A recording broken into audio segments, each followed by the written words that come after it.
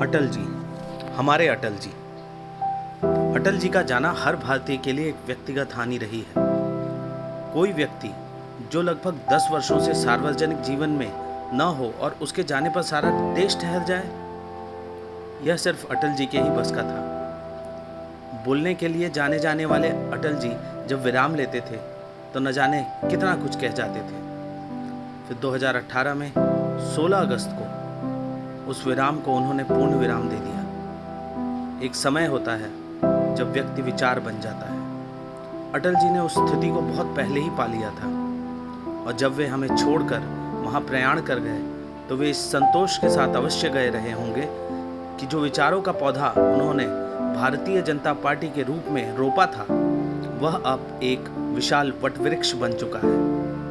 आज जब भारत में पूर्ण बहुमत की केंद्र सरकार और 18 राज्यों में सरकार चल रही है तो किसी को भी भारतीय जनता पार्टी और उसकी विचारधारा का औचित्य व प्रासंगिकता समझ में आ सकती है। पर जब अटल जी चले होंगे तो क्या रहा होगा जो उनको और उनके जैसे हजारों कार्यकर्ताओं को विपक्ष की अनाकर्षक लाठी, डंडे और जेल की राजनीति से बांध कर रखता रहा होगा। आखिर उस दौर में तो सत्तारूढ़ दल के राष्ट्रवाद और ईमानदारी का संकट भी नहीं था। उस दल के बड़े बड़े नेता खुलेआम विलय की दावत दे रहे थे। कितना तो मुश्किल रहा होगा ऐसे में खुद को विपक्ष की राजनीति में रमाए रखना। दूर दूर तक सत्ता में आने की संभावना नहीं, जन समर्थन नहीं, कोई लाभ नहीं। आज जब हम इस स्थिति की वर्तमान से तुलना करें तो समझ पाएंगे कि हमारे पुरखे किस मिट्टी के बने थे और ये उन्हीं के पुण्य प्रताप हैं जो आज हम इस स्थिति में पहुंचे हैं। अटल होना इतना आसान कभी न था और न होगा।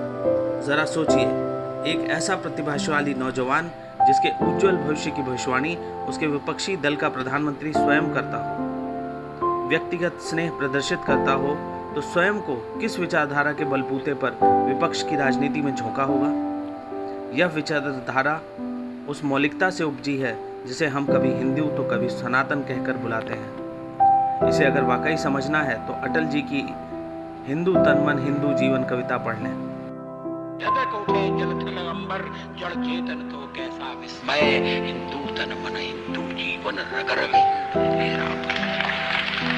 यह धर्म इससे न 1 इंच ज्यादा है और न 1 सूत कम। जितना आप सैकड़ों ग्रंथ पढ़कर समझेंगे वह इस एक कविता में जान सकते हैं। और फिर दूर दूर तक न दिखने वाली सत्ता, सफलता के बावजूद रोज लड़ने का साहस, पराक्रम और ऊर्जा भी यही विचारधारा देती है जब अटल जी कह उठते हैं कि हार नहीं मानूंगा, रार नहीं ठानूंगा, काल के कपाल पर लिखता बिताता हूँ, गीत नया गाता, गीत नया। यह जो नया गीत गाने का अंतर्मन है यही है भारतीय जनता पार्टी के कार्यकर्ता की संजीवनी। इसी के दम पर लगभग 30 वर्ष विपक्ष में रहकर, आपातकाल के जुर्म, जेल सहकर और जनता पार्टी के प्रयोग के हश्र के बाद भी अटल जी हुंकार उठते हैं कि अंधेरा हटेगा, सूरज निकलेगा, कमल खिलेगा। ये भविष्यवाणी करने का साहस करता हूं, अंधेरा छटेगा, सूरज निकलेगा, कमल खिलेगा। यदि हम इस बहस में न भी जाएं कि यदि 1977 में विपक्ष ने थोड़ा और आत्मबल दिखाया होता, इस सोच से आगे बढ़ पाया होता कि कोई गैर कांग्रेसी सरकार नहीं चला सकता और अटल जी तब भारत के प्रधानमंत्री बने होते, तो शायद देश का प्रारब्ध कुछ और ही रहा होता। इंदिरा गांधी की हत्या के साए में हुए चुनावों में न जाने कितने दलों की यात्रा समाप्त हो गई, पर अटल जी के नेतृत्व में भारतीय जनता पार्टी का रथ चलता रहा। पहिए का घर्षण योद्धाओं के लहू को उबालता रहा। इस बीच बढ़ता रहा अटल जी का व्यक्तित्व। राजनीतिक लकीरें पार कर अटल जी कब अजात शत्रु बन गए, इसका विचार तो वह स्वयं नहीं कर पाए होंगे, क्योंकि यह अजात शत्रु होना उनका व्यक्तित्व ही था, उनके जीवन का आधार।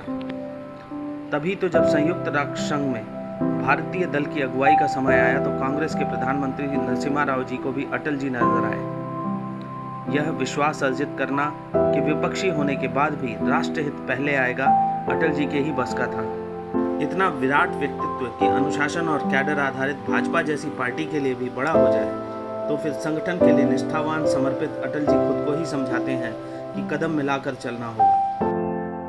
बाधाएं आती आए, गिरे की घोर घटाएं, पांव के नीचे अंगारे, सर पर बरसे यदि ज्वालाएं, निज हाथों से हंसते हंसते आग लगाकर चलना होगा, कदम मिलाकर चलना। और फिर शासक अटल जी ने दुनिया को दिखाया कि सिद्धांतों पर अड़ना, लड़ना और चलना किसे कहते हैं।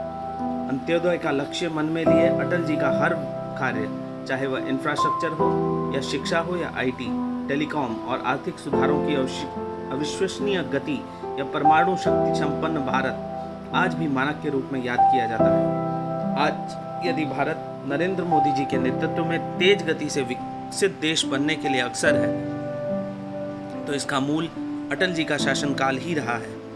आज जब आप अपनी माटी के चोले को छोड़ गए हैं, भारत भूमि पर पुनः नवजन्मना हो प्रकट होने के लिए, तो भारतीय जनता पार्टी का हर कार्यकर्ता नम आंखों, बंधे हाथों और झुके मस्तक के साथ यही कहता है कि अटल सा न कोई हुआ और न कोई होगा।